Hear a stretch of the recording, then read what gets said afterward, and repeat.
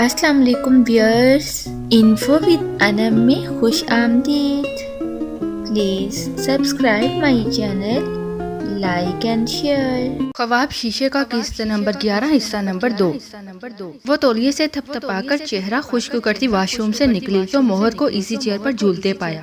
مہرما کی نظروں میں یہ ایک گھٹیا ترین سچویشن تھی کہ آپ ایک شخص کو ماضی میں بار بار نیچا دکھاتے رہے ہوں، اسے اس کی اوقات بتاتے رہے ہوں اور اب ایک دم سے اس کے کمرے میں شراکت دار بن کر آ جائیں۔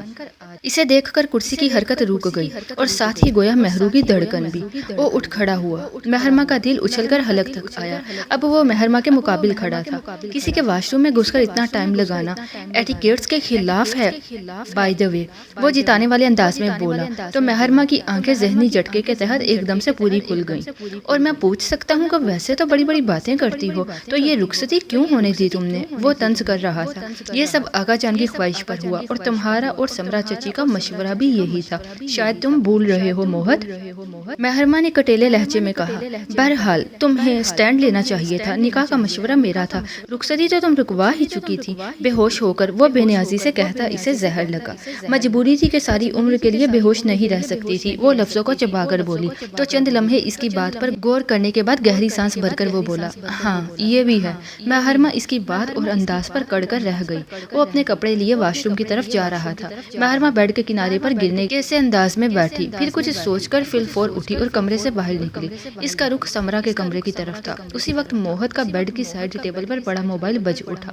موبائل کی سیاہ اسکرین اب پوری آب و تاب سے روشن تھی اور اس پر نمیر افندی کالنگ کے الفاظ صاف دکھائی دے رہے تھے۔ جس نے جو گیم کھیلنی تھی کھیل لی، مگر میں اصلیت جانتی ہی نہیں۔ مانتی بھی ہوں چچی جان کہ موہت سے پہلے میں نمیر افندی کے نکاح میں ہوں اور میں اپنی عزت نفس کو مرنے نہیں دوں گی۔ تیز سانسوں کے درمیان وہ ان کے کمرے میں کھڑی تلخی سے کہہ رہی تھی۔ سمرا نے پریشانی سے اسے دیکھا۔ کیا ہو گیا ہے مہر؟ موہت نے کچھ الٹا سیدھا کہا ہے کیا؟ اس نے کچھ نہیں کہا چچی جان، بس میں موہت کے کمرے میں نہیں رہوں گی۔ اس کی آنکھوں میں نمی اتر آئی تو اس کی ذہنی اور جذباتی کیفیت کو سمجھ کر سمرا نے فوراً آگے بڑھ کر اسے خود سے لپیٹ لیا اور اس کا رخسار چوم کر محبت سے بولی، ٹھیک ہے، بالکل صحیح کہہ رہی ہو تم، اور آج سے تم میرے پاس رہو گی، میرے کمرے میں۔ اس پر تو تمہیں کوئی اعتراض نہیں ہونا چاہیے۔ مہرما کے ذہن میں موجود تمام لمبے لمبے اقتباسات یکلخت اڑ گئے۔ سمرا نے تو اسے بحث کا کوئی موقع ہی نہیں دیا تھا۔ وہ خاموشی سے ان سے لپٹ کر آنسو بہانے لگی۔ کم از کم کوئی تو تھا جو اس کی تکلیف کو سمجھتا تھا۔ اور سمرا سوچ رہی تھی کہ اگر مہرما کو پتہ چل جائے کہ وہ بھی نمیر افندی کے اس کھیل سے واقف تھی تو وہ کیا قیامت مچائے گی۔ وہ آہ بھر کر رہ گئی۔ موہت واش روم سے باہر نکلا تو اس کا موبائل بج کر اب خاموش ہو چکا تھا۔ اسے پہلی نظر میں ہی اندازہ ہو گیا کہ مہرما اس کے کمرے میں نہیں تھی اور یہ صورتحال اس کے لیے اطمینان کا باعث بنی۔ مہرما کا اس کمرے میں موجود رہنا دونوں کے لیے ہی ناقابل قبول فیصلہ تھا۔ اس نے موبائل اٹھا کر مسڈ کالز چیک کی۔ نمیر افندی، اس کی پیشانی پر شکنیں پھیلی۔ 3-4 مسڈ کالز آ چکی تھی۔ اسے کیا تکلیف ہوئی جو اتنی ساری کالز کرتا رہا ہے؟ وہ زیر لب ناگواری سے بڑبڑاتے ہوئے اس نمبر پر کال بیک کرنے لگا۔ دوسری ہی بیل پر کال اٹینڈ کر لی گئی۔ جی فرمائیے نمیر افندی صاحب، ایسی کیا ایمرجنسی آن پڑی تھی جو کال پر کال کرنے کی ضرورت پیش آ گئی، وہ بھی اس صورت میں کہ میں نے تمہیں انتہائی ضرورت کے بنا کال کرنے سے منع کر رکھا ہے؟ وہ چبا کر تلخی سے پوچھ رہا تھا۔ پھر دوسری طرف کی بات سن کر اس نے آنکھیں موند کر گہری سانس بھری اور اکھڑے ہوئے لہجے میں بولا، ٹھیک ہے، تمہارا کام ہو جائے گا، مگر اس سے زیادہ کہ مجھ سے توقع مت رکھنا۔ میں تمہارا کانٹیکٹ نمبر بلاک لسٹ میں شامل کر رہا ہوں۔ آئندہ مجھ سے جو بھی بات کرنی ہے وہ آفس آ کر کرو۔ اس نے اگلی بات سنے بغیر کال کاٹ دی اور موبائل بستر پر اچھال دیا۔ اس نمیر افندی کا کھیل بھی جان کا وبال بنتا جا رہا تھا۔ زیر لب ناگواری سے خود کلامی کرتے ہوئے وہ آئینے کے سامنے کھڑا ہو کر بالوں میں برش پھیرنا قائب پر دماغی کی کیفیت میں تھا، اور اوپر سے مہرما کی رخصتی کی ٹینشن۔ وہ سوچ چکا تھا کہ مہرما کو سمرا کے کمرے میں شفٹ ہونے کا کہہ دے گا۔ اس کا خود کو کسی بھی قسم کے امتحان میں ڈالنے کا کوئی ارادہ نہیں تھا۔ وہ ناشتہ کر کے آفس کے لیے نکلا تو ایک حیران کن منظر نے اس کے قدم ٹھٹکا دیے۔ بہت نرمی سے مسکرا کر کچھ کہتی ملاح کالج جانے کے لیے گاڑی میں بیٹھ رہی تھی اور دروازہ کھول کر کھڑا کبیر۔ ابھی فرزین اندر سے آئی نہیں تھی شاید۔ موہت افندی کے لیے اس سارے منظر میں حیرت کی بات کبیر خان کی مسکراہٹ اور ملاحہ کے لیے مکمل توجہ بھرے تاثرات بنے تھے۔ وہ جانتا تھا کبیر خان گھر کی خواتین کے سامنے نظر اٹھا کر بات نہیں کیا کرتا، تو پھر یہاں کیا تھا؟ لمحہ بھر میں ہی اس کے ذہن میں کلک ہوا، وہ تعلق اور وابستگی ان دونوں کے مابین دکھائی دے رہی تھی۔ وہ محمد آفندی سمجھ گیا تھا، کھنکھار کر آگے بڑھتا وہ دونوں کو الرٹ کر گیا۔ کبیر خان کے سلام کا جواب سر کے اشارے سے دے کر بے نیازی سے سن گلاسز آنکھوں پر لگاتے ہوئے ان کے پاس سے گزر کر وہ اپنی گاڑی کی طرف بڑھ گیا۔ وہ ایک ہفتہ آفندی ہاؤس میں رہی اور اس دوران طلال نے ایک بار بھی فون کر کے اس کی خیریت معلوم نہیں کی تھی۔ تنگ آ کر سائرہ چچی نے خود ہی اسے احساس دلایا، بیوقوفی مت کرو تزئین، جو گھوڑا پہلے ہی بھاگے تڑوانے کے در پہ ہو، تم اسے کھلا چھوڑ آئی ہو میری بچی۔ گھر قسمت سے نہیں عقل سے بنا کرتے ہیں۔ اور وہ ان کی بات اچھی طرح سمجھی، تبھی تو ڈیٹھو کی طرح خود ہی ڈرائیور کو فون کر کے بلا لیا۔ دل میں طلال کی طرف سے شکوہ بھی تھا۔ گھر پہنچی تو ماما ہمیشہ کی طرح اپنی مخصوص سنجیدگی میں ملی، اس کا احوال پوچھا اور اس کے گھر والوں کی خیریت بھی دریافت کی۔ تزئین بھی نارمل موڈ میں ان کی باتوں کا جواب دیتی رہی، پھر چینج کرنے کا کہہ کر بیگ اٹھائے کمرے میں چلی گئی۔ اے سی لگا کر وہ خود کپڑے تبدیل کرنے واش روم میں گھس گئی۔ فریش ہو کر باہر نکلی تو موبائل لیے بستر پر نیم دراز ہو گئی۔ پتہ تو چلے محترم طلال صاحب کس مصروفیت میں بزی ہیں۔ اس نے طلال کو کال ملائی تھی۔ اپنے گھر اور کمرے کی ملکیت کے احساس سے موڈ قدرتی طور پر ہی اچھا ہو گیا، ورنہ آتے ہوئے تو دل میں اس کی طرف سے شدید غبار بھرا ہوا تھا۔ بل بج بج کر لائن خود بخود ڈسکنیکٹ ہو گئی، 2 بار 3 بار 4 بار۔ تزئین نے اس کے دونوں موبائل نمبر چیک کر لیے، بیل جا رہی تھی، فون بزی بھی نہیں تھا، مگر وہ باوجود اس کا نمبر دیکھنے کے کال اٹینڈ نہیں کر رہا تھا۔ اس کا بی پی ہائی ہونے کو تھا۔ اب ظاہر ہے وہ دونوں موبائل فون آفس میں رکھ کر تو کہیں باہر نہیں جا سکتا تھا نا۔ تنگ آ کر کچھ سوچتے ہوئے اس نے آفس کا لینڈ لائن نمبر ملایا تو وہ بزی جا رہا تھا۔ اوہ، تو گویا لینڈ لائن پر مصروف ہیں جناب۔ اس کو قدرے حوصلہ ہوا، مگر پھر بھی اس نے طلال کے پی اے کا نمبر ملا لیا۔ مسز طلال بول رہی ہوں۔ طلال کہاں ہے اس وقت؟ وہ کال اٹینڈ نہیں کر رہے میری۔ بہت باہر روب انداز میں پوچھا۔ اس کی پہلے بھی کئی بار طلال کے پی اے سے بات ہو چکی تھی۔ اگر کبھی طلال کال اٹینڈ نہ کرتا تو وہ پی اے کو کال کر کے طلال کی مصروفیت کنفرم کر لیتی تھی۔ بات 19 بندہ تھا، ایک سوال کے جواب میں 4 باتیں بتا دیتا تھا۔ دوسرے یہ کہ تزئین کی کسی کلاس فیلو کا کزن تھا، تو تزئین ہی نے طلال سے نوکری کی سفارش کر کے اس کی اے رکھوایا تھا اور اسے باتوں ہی باتوں میں پابند بھی کر دیا تھا کہ تزئین جو بات پوچھے اسے بالکل صحیح انفارمیشن دینا اس کا پہلا کام ہے۔ اور یہ بات پی اے سے بڑھ کر اور کون جان سکتا تھا کہ صاحب سے زیادہ صاحب کی بیوی صاحب ہوا کرتی ہے۔ تزئین اس کی مصروفیت کی انفارمیشن اس کے پی اے سے گاہے بگاہے لیتی رہی۔ یہ بات طلال کو جس روز پتہ چلتی، اس روز کوئی نہ کوئی قیامت ضرور اٹھنی تھی۔ جی میڈم، وہ اس لیے کہ اس وقت وہ دوسری لینڈ لائن پر ضروری بات میں مصروف ہیں، اسی وجہ سے موبائل کی کال اٹینڈ نہیں کر رہے ہوں گے، مگر آپ بے فکر رہیں، ان کی کال ختم ہونے پر ہی آپ کا میسج ان تک پہنچا دوں گا۔ اس نے حسب عادت لمبی بات کی تھی۔ ایک آدھ میسج تو بندہ کال کے دوران بھی کر ہی سکتا ہے۔ اپنی مجبوری بتانے کے لیے تزئین کی تیوری کے بلوں پہ اضافہ ہوا۔ جی میڈم، آپ درست فرما رہی ہیں، وہ مؤدبانہ بولا۔ وہ جانتا تھا میڈم کی ہاں میں ہاں ملانے میں ہی بہتری ہے۔ کس کا فون سن رہے ہیں؟ بائی دا وے، اس نے یوں ہی فون بند کرنے سے پہلے برسبیل تذکرہ پوچھ لیا۔ کسی محرمہ آفندی کی کال آئی تھی میڈم، انہی سے بات کر رہے ہیں۔ یہ انفارمیشن صرف آپ کے لیے ہے میڈم، ورنہ کسی کالز انفارمیشن دینے کی اجازت نہیں مجھے۔ وہ اسے کالر کا نام بتانے کے بعد لجاجت سے کہہ رہا تھا۔ تزئین کو 440 ووٹ سے بھی زیادہ بڑا جھٹکا لگا تھا۔ اس نے بے اختیار کال اینڈ کر دی۔ محرمہ؟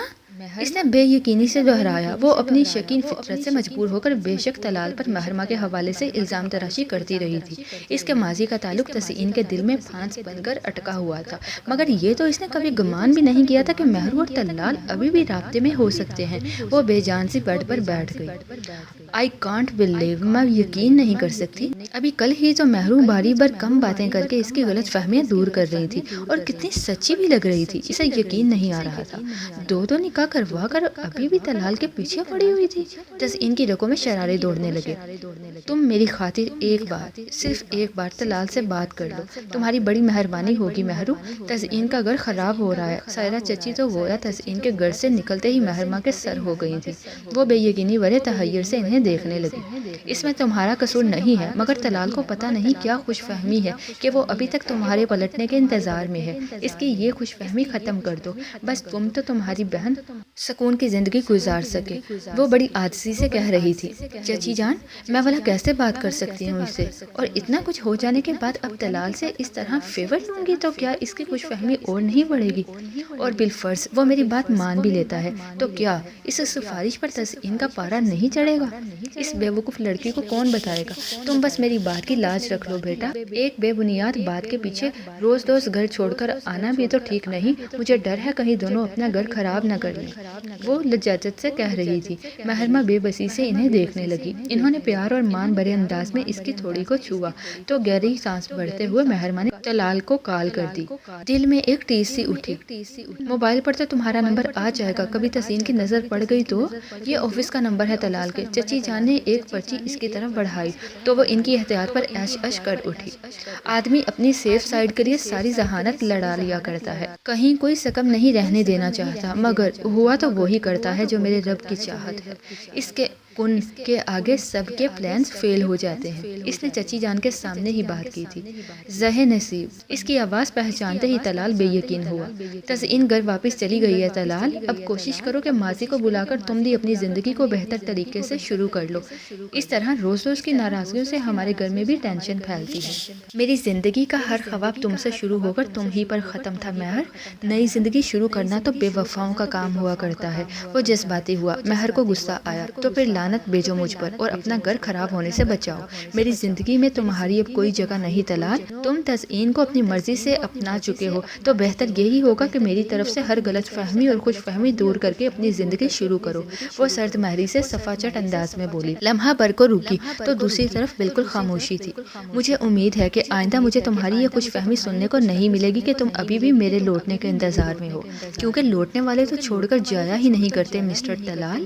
میں نے اصل محبت محد افندی سے ہی کی ہے اور تبھی آج ہم ایک ساتھ ہیں۔ وہ بہت بے دردی سے نشتر پر نشتر اس کے سینے پہ اتارتی رہی اور سائرہ چچی کے دل میں ٹھنڈک پڑتی رہی۔ وہ اب محرمہ کی طرف سے مطمئن ہو گئی تھی۔ یا اللہ، ان کے جانے کے بعد وہ سر ہاتھوں میں تھامتی بستر پر گر سی گئی تو آنکھیں نم ہونے لگی۔ طلال کے ساتھ پہلے ہی کم زیادتی ہوئی تھی، جو اب ایک اور ظلم، یہ نشتر، اف، کچھ بھی تھا، محبت تو محرمہ بھی اسی سے ہی کرتی تھی۔ تعلق بعد میں تبدیل ہو کر جو بھی ہو جائے، محبت سے وہ پہلا مسکرانا یاد رہتا ہے۔ وہ اپنی زندگی کے اس قدر غیر یقینی موڑ پر خود بھی ششت رہی۔ ایسے مستقبل کے خواب تو اس نے کبھی بھی نہیں دیکھے تھے۔ وہ خاموشی سے آنسو بہائے گئی کہ ایک یہی اس کے اختیار میں تھا۔ سائرہ چچی کی باتوں میں آ کر طلال سے رابطہ کرنا اسے کتنا مہنگا پڑنے والا تھا، یہ ابھی اس نے سوچا ہی نہیں تھا۔ اس کا موبائل مسلسل بجتا جا رہا تھا۔ نیا کمرہ اور اجنبی ماحول ہونے کی وجہ سے رات گئے نیند آتی تھی، اس لیے محرمہ ابھی تک سو رہی تھی۔ سمرہ لائٹ آن کیے بنا اٹھ کر ناشتے کے لیے چلی گئی، مگر کچھ دیر بعد اس کا موبائل مسلسل بجنے لگا۔ اس نے یوں ہی نیند میں ہی سوئے جاگے صحن کے ساتھ موبائل اٹھا کر کان سے لگا لیا۔ ہیلو، نئی زندگی کی یہ صبح بھی مبارک ہو۔ ایک بالکل انجان آواز سے زیادہ اس کے الفاظ کا چناؤ محرمہ کی آنکھیں کھولنے کا باعث بنا۔ کون؟ کس سے بات کرنی ہے آپ نے؟ میں نے تو تم ہی سے بات کرنی ہے۔ تم بتاؤ، نمیر افندی کے بارے میں جاننا چاہتی ہو؟ محرمہ کا دل کنپٹیوں میں دھڑکا۔ کون نمیر افندی؟ تمہارا پہلا اور اصلی شوہر، دوسرا نکاح کرتے ہی بھول گئی کیا؟ دوسری طرف سے صفاقی سے کہا گیا تو محرمہ کے وجود میں پھریری سی دوڑ گئی۔ محرمہ کا دماغ جھنجھنا اٹھا۔ مردانہ بے لچک لہجہ محرمہ کو شناسا سا لگا، مگر فی الحال اس کے پاس یہ یاد کرنے کا وقت نہیں تھا کہ یہ آواز اس نے کہاں سنی تھی۔ کون ہو تم اور کیا بکواس کر رہے ہو؟ وہ بے اختیار کوہنی کے ول ذرا اونچی ہوتے ہوئے تیز لہجے میں بولی۔ تم اچھی طرح جانتی ہو کہ میں کیا کہہ رہا ہوں۔ میں نمیر افندی کے بارے میں وہ سب بھی جانتا ہوں جو تم نہیں جانتی، دوسری طرف سے اطمینان سے کہا گیا۔ میں کیسے مان لوں کہ تم سچ کہہ رہے ہو؟ محرمہ کا دل کن پٹیوں میں دھڑکنے لگا۔ ثبوت یہ ہے کہ تم جب کہو گی ملوا دوں گا نمیر افندی سے، وہ نڈر لہجے میں بولا۔ مجھے کیا کرنا ہے اس سے مل کر؟ وہ اول لمحے میں تو گڑبڑا کر ناگواری سے کہہ گئی، مگر جب وہ توقف کے بعد بولا، اوکے، تو پھر ساری عمر دو کشتیوں کی مسافر بنی رہو، مگر منزل تک کبھی پہنچ نہیں پاؤ گی۔ تم بس اس کا ریسٹ دے دو اگر اتنا ہی شوق ہو رہا ہے خدمت خلق کا۔ دھڑکتے دل کے ساتھ وہ تیزی سے بولی، مبادا وہ فون بند کر دے اور نمیر افندی کو ڈھونڈنے کا یہ راستہ بھی ہمیشہ کے لیے بند کر دے۔ وہ ہنسا۔ صرف پتہ نہیں دوں گا بی بی، بنفس نفیس اس سے تمہاری ملاقات کرواؤں گا، مگر اسے خدمت خلق مت سمجھو، فی زمانہ مفت میں کون کسی کی مدد کرتا ہے۔ مہرو کے بدترین خدشے کی تصدیق ہو گئی، یہ شاید نمیر ہی کا کوئی ساتھی تھا اور اسے بلیک میل کر کے روپے انڈھیلنا چاہتا تھا، یا خود نمیر ہی ہو۔ پل کے 1000ویں حصے میں مہرو نے نہ جانے کیا کیا سوچ ڈالا۔ کیا چاہتے ہو تم؟ پہلے تم بتاؤ تم کیا چاہتی ہو؟ اس نے جیسے مہرما کو خریدنا چاہا۔ میں نمیر افندی سے ملنا اور بات کرنا چاہتی ہوں۔ بہت کچھ زبان تک آیا، مگر مہرو ایک تیسرے شخص کو انتہائی حد تک اس معاملے میں شامل نہیں کرنا چاہتی تھی، حالانکہ اسے شک تھا کہ یہ سب وہ نمیر ہی کی زبان سے کہہ رہا ہے، مگر اپنی طرف سے وہ اس انجان شخص کو کوئی ڈھیل نہیں دینا چاہتی تھی۔ ٹھیک ہے، مگر اس ملاقات کے لیے تمہیں کچھ قیمت ادا کرنی ہوگی۔ میں نمیر سے تمہاری ملاقات طے کروا سکتا ہوں، وہ اطمینان سے بولا تو مہرما کا اطمینان اڑنے لگا۔ وہ کہاں کی لینڈ لارڈ تھی، ابو یا امی سے جتنی پاکٹ منی ملتی اسے پوری ایمانداری سے کھا اڑاتی تھی۔ کیا قیمت ہے تمہاری؟ اس کا لہجہ آپ و آپ پھیکا ہو گیا۔ ایک ملاقات، 1,00,000 روپیہ، وہ آرام سے بولا جیسے 1 روپیہ کہہ رہا ہو۔ مہرما کا خون کھولا۔ اور اس بات کی کیا گارنٹی ہے کہ تم روپے لے کر فرار نہیں ہو جاؤ گے؟ اکاؤنٹ کھلوانے کے بعد کون بھاگتا ہے بھلا؟ وہ ہنسا۔ دیکھو میرے پاس اتنے پیسے نہیں ہیں، مجھے گھر والوں کو بتانا پڑے گا۔ مہرما اصل بات پر آئی۔ نہیں، وہ تیزی سے بولا، صرف تم ملو گی اس سے، یہ بات یاد رکھنا، ورنہ ساری زندگی ڈھونڈتی رہو گی اسے۔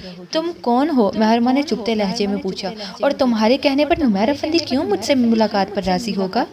آم کھاؤ بی بی، پیڑ گننے کا کام مت کرو، وہ معنی خیز انداز میں بولا تو مہرما نے بامشکل غصہ ضبط کیا۔ اب یہ بتاؤ منظور ہے تو میں جگہ بتاتا ہوں کہ کب اور کہاں پیسے پہنچ جانا ہے، وہ کہہ رہا تھا۔ مہرما کو لگا کہ آج اگر نمیر افندی ہاتھ سے نکلا تو دوبارہ کبھی نہیں ملے گا۔ 1,00,000 روپیہ کہاں سے آئے گا یہ اس نے سوچا نہیں، فی الفور بولی، ٹھیک ہے تم بتاؤ کہاں سے ملے، کہاں ملے گا وہ مجھے؟ ملاحہ، تمہارے پاس کل ملا کر کتنی جمع پونجی ہوگی ابھی؟ مہرما نے ملاحہ کو کال کی تھی، ابھی منہ ہاتھ دھو کر واش روم سے نکلی تو ناشتے کے لیے جانے کی بجائے اس نے موبائل اٹھا کر ملاحہ کو کال ملا۔ نئے پرانے کوئی 15 سوٹ ہوں گے اور 7 جویلری، جوتوں کے کل ملا کر 8 جوڑے ہیں۔ وہ حیران سی ہو کر سوچ کر بولی تو مہرما نے تحمل سے کہا، بے وقوف، پیسوں کی بات کر رہی ہوں میں۔ او اچھا، وہ تو کافی ہوں گے، 8-10 ہزار روپے ہیں میرے پاس۔ ابھی تمہیں چاہیے کیا؟ وہ خجل ہوئی، پھر خلوص سے پوچھا تو مہرما کا دل بجھ گیا، ایسے بھلا 1,00,000 کیسے جمع ہونا تھا؟ مجھے تو کچھ زیادہ ہی چاہیے، وہ بڑبڑائی، مگر ملاحہ نے سن لیا۔ کیا بات ہے آپی، کچھ خریدنا ہے تو ابو سے کہوں یا امی سے؟ کتنے پیسے چاہیے؟ کچھ نہیں، بس ایسے ہی، امی یا ابو سے ذکر بھی مت کرنا، مہرما نے سنجیدگی سے کہا تو وہ تشویش تو لہجے میں بولی، ٹھیک ہے آپی، ان سے ذکر نہیں کروں گی، مگر پھر تم کیا کرو گی؟ دل تو کر رہا ہے ایک آدھ زیور ہی بیچ دوں، کر لوں گی مینج۔ مہرما نے انداز میں لاپرواہی کا عنصر شامل کرتے ہوئے کہا۔ تو ملاحہ کو اس کی ذہنی کیفیت پر شک ہونے لگا، جو شادی کے چند روز بعد ہی زیور بیچنے پر آ گئی تھی۔ کوئی بڑا مسئلہ ہی لگ رہا ہے آپی، اس نے ٹھٹک کر کہا تو وہ سنبھلی، ارے زبردستی ہنسی، بڑا مسئلہ کیا ہوگا؟ اپنی ذاتی ضرورت کے لیے پاکٹ منی چاہیے مجھے، میں موہت سے جیب خرچ نہیں لینا چاہتی، اور ظاہر ہے امی ابو تو مجھے اب دیس نکالا دے چکے، اس صورت میں ان سے کچھ لینے کا تو سوال ہی پیدا نہیں ہوتا۔ مہرما نے بامشکل لہجے کو معتدل رکھا۔ ملاحہ کو یکایک یاد آیا تو وہ بے اختیار بولی، آپی آگا جانے تمہارا حق مہر بھی تو رکھوایا تھا نا، 3,00,000۔ مہرما کو اس کی بات سن کر جھٹکا لگا، ناگواری سے بولی، جس نکاح کی کوئی حقیقت ہی نہیں، اس کا حق مہر کس کھاتے میں آتا ہے بھلا؟ اچھا سوری، ایسے ہی مجھے خیال آیا تھا، لیکن ابھی تم موہت بھائی سے مدد تو لے سکتی ہو نا، اس کے پاس تو ماشاءاللہ خزانے کی کنجی ہے۔ وہ نادم سی ہوئی، پھر ساتھ ہی ایک نئی راہ بھی سجا دی۔ ہاں، مہرو نے گہری سانس بھری، دیکھتی ہوں کیا کرنا ہے۔ وہ ایک خوش شکل سا آدمی تھا اور آج تو خوش بھی بہت تھا۔ 2 دن پہلے موہت افندی نے گویا اسے تھٹکار کر اسے آفس سے نکلوایا تھا، مگر آج وہ خود کو کامیاب تصور کر رہا تھا۔ اب تم نمیر افندی کی اصل پاور دیکھو گے موہت افندی، وہ موہر کے آفس میں آنے تک اس کا موبائل اٹھا کر نہ جانے کیا چیک کرتا رہا، باہر آ کر بڑبڑایا، اتنی بڑی جائیداد پر اکیلے تو عیاشی نہیں کرنے دوں گا تمہیں۔ اور آج 2 دن بعد اسے لگ رہا تھا کہ قسمت کی دیوی اس پر مہربان ہونے والی تھی۔ موہت افندی کے رویے کا وہ بہت اچھے جواب کے ساتھ اسے واپس لوٹانا چاہتا تھا۔ چہرے پر ہاتھ پھیرتا وہ ایک بار بادشاہ پر گھس گیا، اچھے سے ہیئر کٹ اور تر و تازہ شیو نے اس کی وہ چاٹ بڑھا دی تھی۔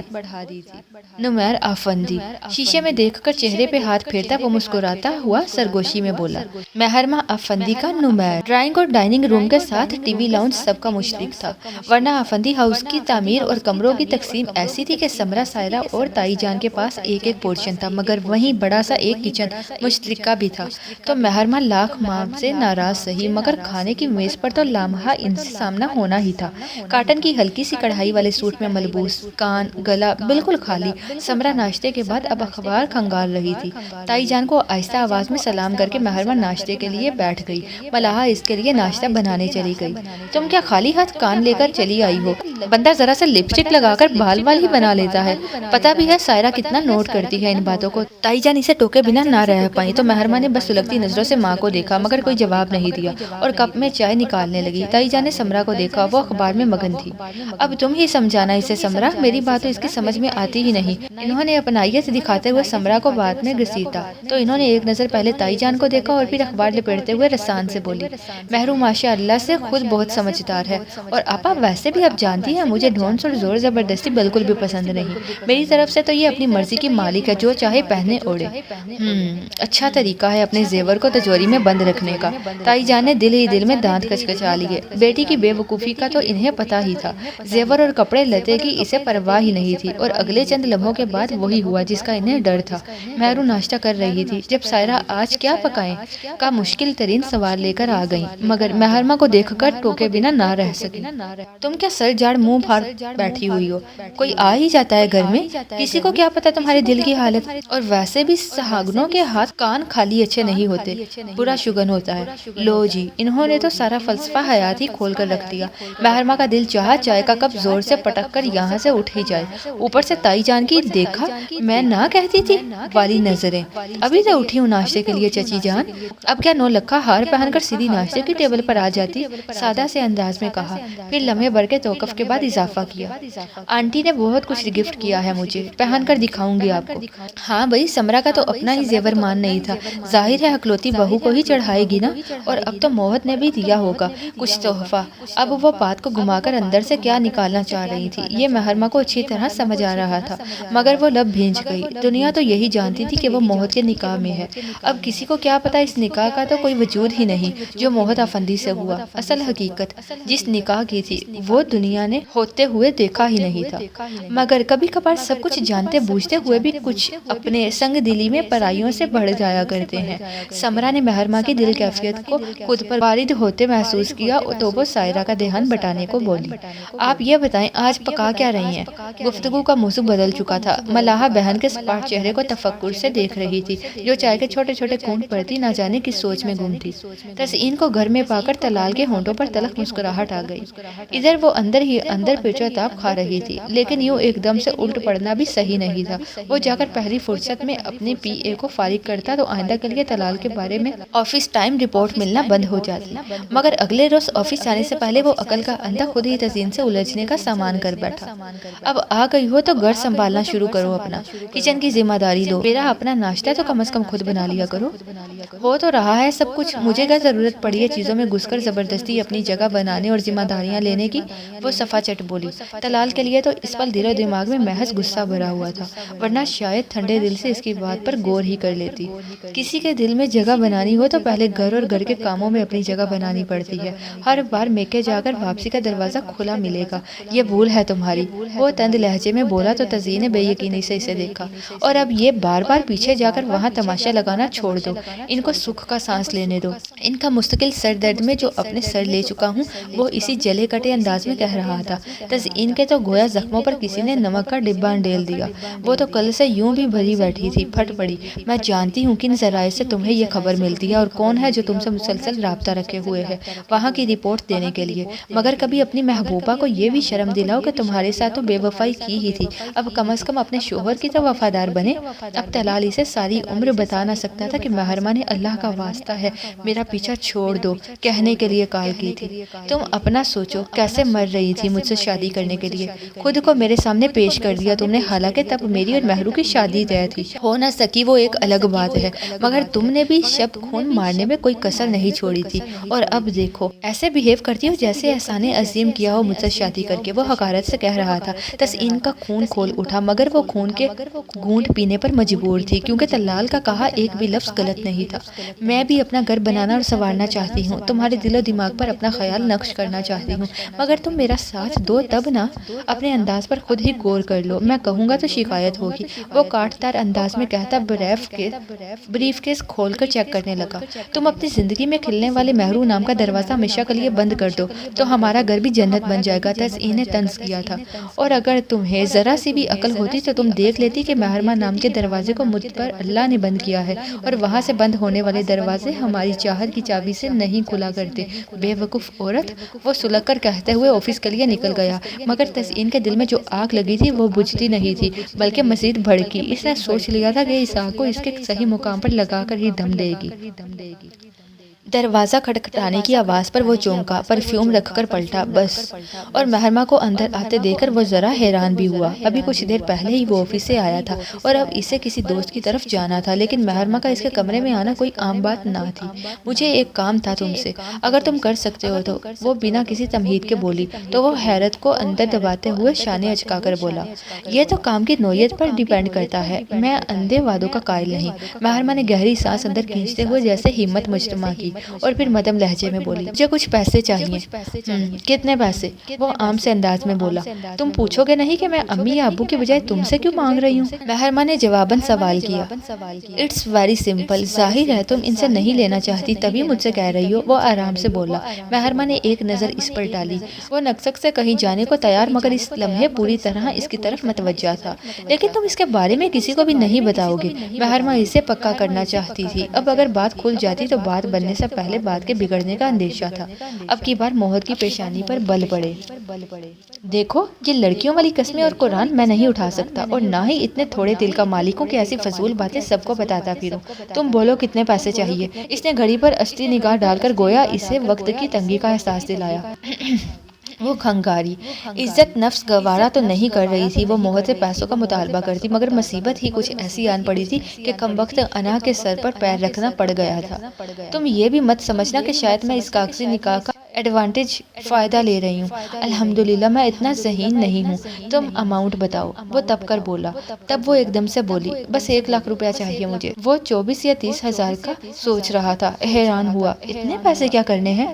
ضرورت ہے مجھے موہر، بس اور کچھ مت پوچھنا، اینڈ ڈونٹ وری، میں یہ قرض کے طور پر لے رہی ہوں، لوٹا دوں گی تمہیں آہستہ آہستہ۔ اسے تسلی دی تو اس نے تیکھی نظروں سے دیکھا، بالکل لوٹا دینا، ورنہ تو میں فٹ پاتھ پر آ جاؤں گا۔ اس کے پاس ہو، اسے تو لاکھ بھی 100 روپیہ ہی لگتا ہے، مجھ سے پوچھو جسے مانگنا پڑ رہا ہے۔ وہ اندر سے سخت ازردہ تھی، موہر سے تو ہمیشہ برابری کی سطح پر مقابلہ کرتی آئی تھی، یوں اسے ایک سیڑھی نیچے کھڑے ہو کر بات کرنا اپنی نظروں سے گرا رہا تھا، مگر کیا کرتی، موہر کے علاوہ جس سے بھی اتنا رقم مانگتی وہ بھال کی کھال اتارتا۔ اگر تم شاپنگ کرنا چاہتی ہو تو ماما کو کہہ دیتا ہوں میں۔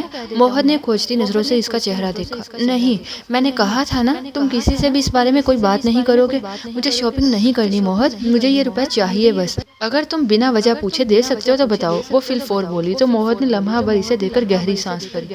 اب اگر تم اس دعوے اور یقین کے ساتھ آئی ہو تو، وہ کہنے لگا تھا کہ وہ اس کا مطلب سمجھ کر بیچ ہی میں اس کی بات کاٹ کر بولی، جی نہیں، مجھے ایسا کوئی دعویٰ نہیں تم پر، تم مجھ سے زیادہ امیر ہو، بس اس لیے سوچا تم سے ہی مانگ لوں۔ موہر نے اسے ہلکا سا گھور کر دیکھا، ویسے تو میں نہیں سمجھتا کہ تمہیں اتنے پیسوں کی ضرورت ہو سکتی ہے، مگر اب جب کہ تم میرے پاس آئی ہو تو مجھے تمہارا یہ مطالبہ ماننا ہی پڑے گا۔ شام تک کا ویٹ کر لو بس، بہت شکریہ۔ موہر نے اس کا چہرہ کھلتے دیکھا تو وہ ٹھٹکا، سب کچھ ٹھیک تو ہے نا مہر؟ وہ گڑبڑائی، کیا مطلب ہے؟ ہاں بالکل سب ٹھیک ہے، اگر کوئی پرابلم ہے تو مجھ سے شیئر کر سکتی ہو تم۔ موہر نے باغور اسے دیکھا، جب وہ آئی تھی تب اس کا چہرہ مرجھایا ہوا تھا، مگر 1,00,000 ملنے کا سن کر وہ کھل اٹھی تھی۔ اب سب ٹھیک ہو جائے گا، ڈونٹ وری۔ اور یہ یقین تمہیں کس نے دلایا؟ بہت سنجیدہ تھا، میرے دل نے، وہ بے اختیار بولی، پھر اسے دیکھا، کیا شام تک یہ رقم مجھے مل جائے گی؟ مل جائے گی، thank you so much Mohr. وہ متشکر تھی، واپس پلٹی تو موہر کی آواز پر بے ساختہ ٹھٹک گئی، یہ رقم خرچ کرنے کے بعد تم تو مجھے ضرور بتاؤ گی کہ یہ پیسہ کس مصروف میں آیا ہے۔ ضرور، پھر تو خود ہی سب کو پتہ چل جائے گا۔ وہ اطمینان سے کہہ کر اس کے کمرے سے باہر نکل آئی۔ موہر پرسوچ انداز میں وہیں کھڑا اسے 1,00,000 کے مصروف کے بارے میں اندازے لگاتا رہا، اس کی پیشانی پر شیکن تھی۔ وہ کمرے کی طرف بڑھتی اسی خیال میں تھی کہ آگے کیا ہوگا۔ اب موہر پر اتنا بھی مان نہیں تھا کہ اس کی بات پر آنکھیں بند کر کے اعتبار کر لیتی کہ وہ ان 1,00,000 کی بات کسی کو نہ بتائے گا۔ ماضی میں اس کے ساتھ محرمہ کے تعلقات بہرحال اتنے خوشگوار کبھی بھی نہیں رہے تھے۔ وہ کمرے میں داخل ہوئی تو سمرہ اندر ہی موجود تھی۔ اسے دیکھ کر مسکرا دی، مگر وہ مسکرا بھی نہ پائی بلکہ دل ہی دل میں کڑ کر رہ گئی۔ بھلا یہاں کون سے زندگی میں ڈھنگ کے رنگ بکھر گئے ہیں کہ وہ مسکرا کر ہر لمحے دنیا کو اپنا خوش ہونا باور کراتی رہی۔ ڈھیلے ڈھالے سے انداز میں ان کے پاس بستر کے کنارے ٹک گئے۔ انہوں نے محرمہ کے افسردہ سے انداز کو اچھی طرح محسوس کیا۔ سائرہ کی بات پر افسردہ ہو؟ انہوں نے اس کی اداسی کم کرنے کی خاطر پوچھا۔ ان کی باتوں پر اداس ہونا شروع کر دوں تو زندگی میں شاید کبھی خوش ہو ہی نہ سکوں، وہ خفگی سے بولی۔ تو پھر کیا پریشانی ہے؟ انہوں نے کھوجتی نظروں سے اسے دیکھا تو ایک ثانیہ کو کچھ سوچنے کے بعد محرمہ نے پوچھا، آپ نے ایک بار مجھ سے کہا تھا کہ میں نمیر کے متعلق غیر جانبداری سے سوچوں۔ میں پوچھ سکتی ہوں کہ آپ کو نمیر سے اتنی ہمدردی کیوں ہے؟ انہوں نے چونک کر محرمہ کو دیکھا۔ کیا مطلب؟ تمہاری کوئی بات ہوئی ہے نمیر سے؟ اس شخص نے میری زندگی عذاب کر دی ہے آنٹی، اب آپ ہی بتائیں میں کیا کروں؟ کیا یوں ہی ساری عمر محت اور نمیر کے درمیان کٹی پتنگ کی طرح ڈولتی رہوں؟ بس اتنا کرو گے کہ اس کے خلاف افندی ہاؤس والوں کے دماغ سے مت سوچو۔ وہ میرے ساتھ کون سی نیکیاں کر رہا ہے جس کی وجہ سے میں اس کے متعلق اچھا سوچتی رہوں؟ وہ اتنا برا نہیں ہے محرمہ جتنا کہ یہ لوگ اسے بنا رہے ہیں، وہ اتنا اچھا بھی نہیں جتنا کہ آپ سوچ رہی ہیں۔ 14 سال پہلے کے بچے اور آج کے نمیر افندی میں بہت فرق ہے آنٹی، وہ بے دلی سے بولی۔ اب ان کو کیا بتاتی کہ کیسے وہ اسے بلیک میل کر کے پیسہ بنانے والا ہے۔ اسے شدت سے احساس ہو رہا تھا کہ اس مشکل وقت میں موہر اس کا صحیح معنیوں میں مددگار ثابت ہوا تھا۔ بہرحال تم اپنا حال احوال ذرا درست رکھو تاکہ نہ تزئین کو تانے دینے کا جواز ملے اور نہ ہی سائرہ کو تمہاری بے رونقی کھٹکے۔ انہوں نے ناصحانہ کہا تو محرمہ نے شاکی نظروں سے ان کو دیکھا۔ موہت سے نکاح ہوا نہیں اور نمیر نے جو کیا وہ سب کے سامنے ہے۔ اب آپ بتائیں ان میں سے کس کے لیے چوڑیاں کنگن پہن کر بیٹھی جاؤں؟ جن کے لیے کڑی آزمائشیں اترتی ہیں انہیں انعام بھی بہت خوبصورت ملا کرتا ہے مہر۔ اور اپنی ہی سوچوں میں گم محرمہ نے غائبی دماغی سے اس بات میں سر ہلا دیا۔ وہ بلیک میلر پیسے مانگنے والا کون تھا؟ جاننے کے لیے دیکھتے رہیے انفو وتھ انم خواب شیشے کا قسط نمبر 15۔